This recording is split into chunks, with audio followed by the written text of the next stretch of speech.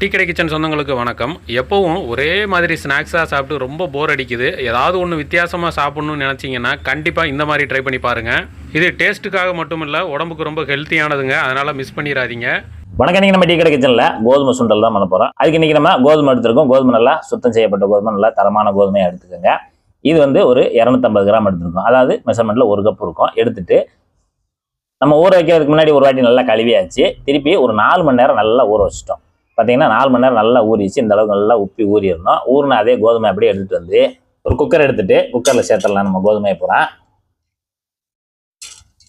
ஒரு 1/4 டீஸ்பூன் தூள் உப்பு, மஞ்சள் தூள் ஒரு 1/4 டீஸ்பூன். இப்போ தண்ணி வந்து கோதுமை முங்குற அளவுக்கு தண்ணி இருந்தால் போதும்.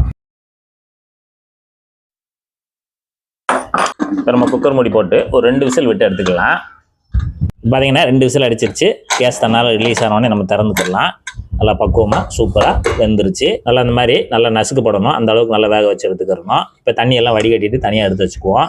கடாய் எடுத்து அடுப்பில் வச்சுட்டு அடுப்பை வச்சு சூடாகிட்டு இருக்கு. ஒரே ஒரு டேபிள் ஸ்பூனு கடலை சேர்த்துக்கிடுவோம். ஒரு 1/2 டீஸ்பூனு ஜீரகம் சேர்த்துக்கலாம். ஜீரகம் நல்லா பொரிஞ்சு வரட்டும். ஒரே ஒரு வெங்காயம், பல்லாரி வெங்காயம் ஒன்று எடுத்து நல்லா இந்த மாதிரி பொடிசாக வெட்டிட்டு அதை உள்ளே சேர்த்துக்கோங்க.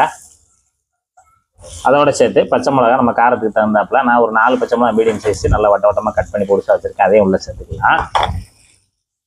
கருவேப்பிலை ஒரு 2 கொத்து உருவிட்டு சேர்த்துக்கலாம். ஏற்கனவே கோதுமைக்கு நம்ம வந்து உப்பு போட்டு தான் வேக வச்சுருக்கோம். அதனால் இந்த தாளிப்புக்கு மட்டும் லேசாக ஒரு 1/4 டீஸ்பூனுக்கு குறைவாக சேர்த்துக்கலாம். சேர்த்துட்டு வெங்காயத்தை நம்ம ஒரு பாதி அளவுக்கு மட்டும் வதக்கிக்கலாம். இப்போ பெருங்காயப்பொடி ஒரு 1/4 டீஸ்பூன் சேர்த்துக்கலாம். நான் வந்து மிளகாத்தூள் எதுவுமே சேர்க்கலை. நீங்கள் வேணுன்னா மிளகாத்தூளை சேர்த்துக்கலாம். நான் வந்து பச்சை மிளகா அதிகமாக சேர்த்துருக்கனால மிளகாத்தூள் சேர்க்கலை. இதில் மிளகுத்தூள் சேர்த்துக்கலாம். சேர்த்து இந்த மாதிரி ஒரு பாதி அளவுக்கு மட்டும் தாளி போட்டுருங்க. வெங்காயம் வந்து முழுசாக வதங்க வேண்டாம். நல்லா இந்த அளவுக்கு பாதி அளவுக்கு வதங்கின உடனே மல்லித்தலை கொஞ்சமாக எடுத்து நல்லா கட் பண்ணிவிட்டு உள்ளே சேர்த்து மல்லி இலை போட்டு ஒரு பெரட்டி விட்டுட்டு இங்கே நம்ம கோதுமை நல்லா அவிச்சு தண்ணியை வடிகட்டி வச்சுருக்கோம்ல, அதை வந்து இந்த இடத்துல சேர்த்து விட்டுறலாம். சேர்த்துட்டு தாளிப்பில் நல்லா பெரட்டி விடுங்க. இது ஒரு ஈவினிங் டைமில் இந்த மாதிரி ஒரு சிம்பிளான ஸ்நாக்ஸ் வேணும்னு நினச்சிங்கன்னா இந்த மாதிரி நம்ம கோதுமை சுண்டல் செய்யலாம். நல்லா அருமையாக இருக்கும். அவ்வளோதான் போட்டு நம்ம தாளிப்பில் நல்லா பெரட்டி விடுங்க. பெரட்டி விட்டுட்டு சவா பண்ணிடுங்க. அருமையான ஒரு கோதுமை சுண்டல் நமக்கு தயாராகிருச்சு. ஒரு கோதுமையை வச்சு நம்ம சுண்டல் செஞ்சு சாப்பிடும்போது டேஸ்ட் நல்லாயிருக்கும், உடம்புக்கு நல்லாயிருக்கும்.